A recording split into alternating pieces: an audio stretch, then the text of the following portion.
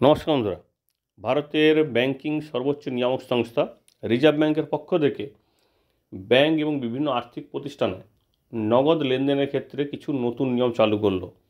কিছু নতুন নিয়ম বলতে এতদিন যে নিয়মগুলো ছিল ক্যাশ লেনদেনের ক্ষেত্রে, তার সঙ্গে আরও 3টি নতুন বিষয় যুক্ত করলো এবং সেখানে কী কী নতুন বিষয় বা কী কী নতুন তথ্য দিতে হবে সেই বিষয়টি তো অবশ্যই আলোচনা করব। এবং সেই সঙ্গে কোন কোন লেনদেনের ক্ষেত্রে এই বিষয়টি আলোচনা এই নতুন নিয়মটি লাগু হচ্ছে সে বিষয়টিও কিন্তু আমরা ভিডিওতে দেখে নেব।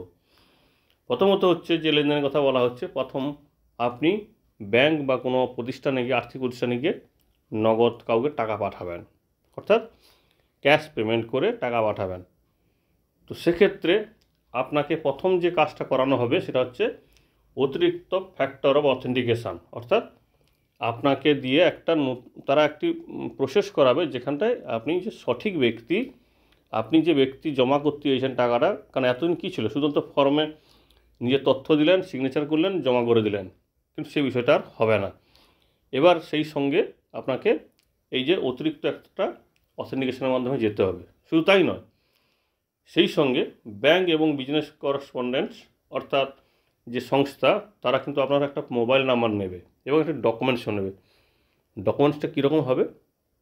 অফিসিয়াল ভ্যালিড ডকুমেন্টস, এবং সেখানে অবশ্যই ওই প্রেরক অর্থাৎ যিনি টাকা জমা করতে গেছেন কারোর অ্যাকাউন্টে, সেক্ষেত্রে ওনাকে সেই ডকুমেন্টসও কিন্তু জমা করতে হবে যেখানে সিলেবাসটা থাকবে।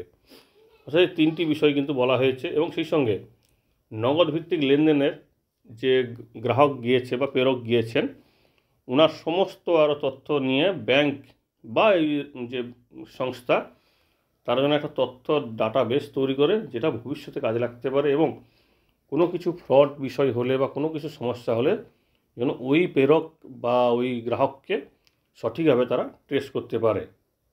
এবং সেই সঙ্গে ব্যাংক এবং রেমিটেন্সগুলোকে বলেছে, অর্থাৎ ওই আর্থিক সংস্থাগুলিকে বলেছে যে টাকা জমা করার সময়, ক্যাশ জমা করার সময় আয়কর আইন অনুযায়ী যে যে নিয়ম আছে সেটাও কিন্তু পালন করতে হবে।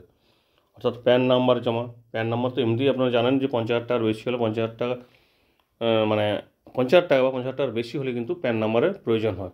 তো সেক্ষেত্রে আরও যেগুলো টিডিএস নিয়মটা সব কিছু কিন্তু লাগু হবে এবং সেটা কিন্তু ওই ব্যাংক এবং সংস্থাকে দেখতে বলা হয়েছে। শুধু তাই নয়, আইএমপিএস এবং এনইএফটি এর ক্ষেত্রেও কিন্তু সঠিকভাবে তথ্য দেওয়া হয়েছে নাকি দেখা হবে, অর্থাৎ এখানেও সেই ভেরিফিকেশান হবে। এবং নগদ ভিত্তিক এই যে এনএফটি আরটিজিএসের ক্ষেত্রে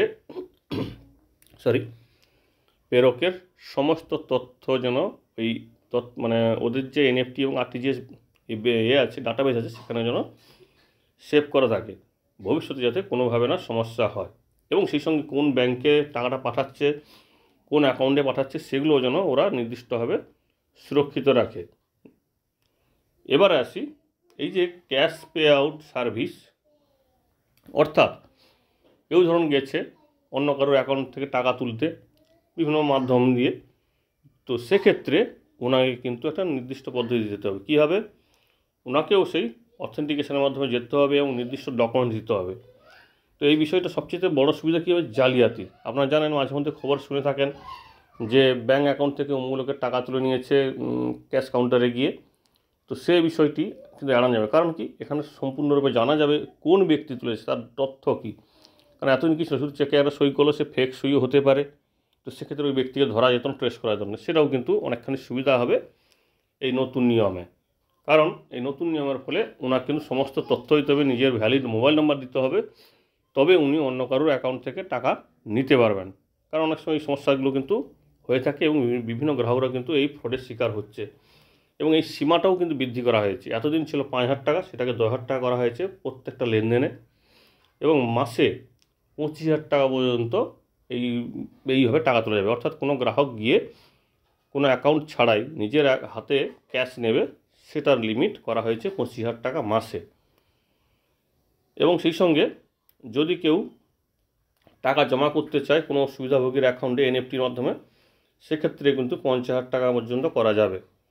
এবং এক্ষেত্রে ওই গ্রাহককেও কিন্তু যিনি টাকা জমা করছেন, ওনার সমস্ত তথ্যগুলো এখানে যেন সঠিকভাবে থাকে।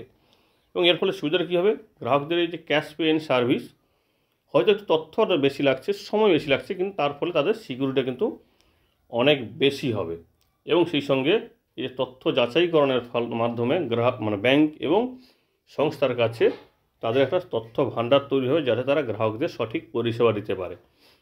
এবং এখানে একটা বিষয় মনে রাখবেন, এটা কিন্তু অ্যাকাউন্ট থেকে টাকা ট্রান্সফারের ক্ষেত্রে বা নগদের লেনদেনের ক্ষেত্রে, কিন্তু কার্ড থেকে কার্ডে যদি ট্রান্সফার করা হয় সেক্ষেত্রে কিন্তু এই নিয়মটা লাগু হবে না। দেখুন এখানে বলাই আছে নির্দেশিকাগুলি কার্ড টু কার্ড স্থানান্তরের জন্য প্রযোজ্য হবে না। এই হচ্ছে ক্যাশ পেমেন্টের যে নতুন নিয়ম, ক্যাশ পে আউট বা ক্যাশ পে ইন স্কিম, এই দুটি স্কিমের জন্য। আশা করি তথ্যটি আমাদের কাজে লাগবে, কারণ এবার থেকে নগদে লেনদেন করতে গেলে, যদিও সমস্ত লেনদেন নয়, নিজের অ্যাকাউন্টে লেনদেনের ক্ষেত্রে সেই অর্থে কোনো পরিবর্তন হয়নি। এটা কিন্তু অন্য কারো অ্যাকাউন্টে টাকা জমা দেওয়ার সময় অথবা অন্য কারো অ্যাকাউন্ট থেকে টাকা নেওয়ার সময় এই বিষয়টি কিন্তু অবশ্যই খেয়াল রাখবেন। ধন্যবাদ।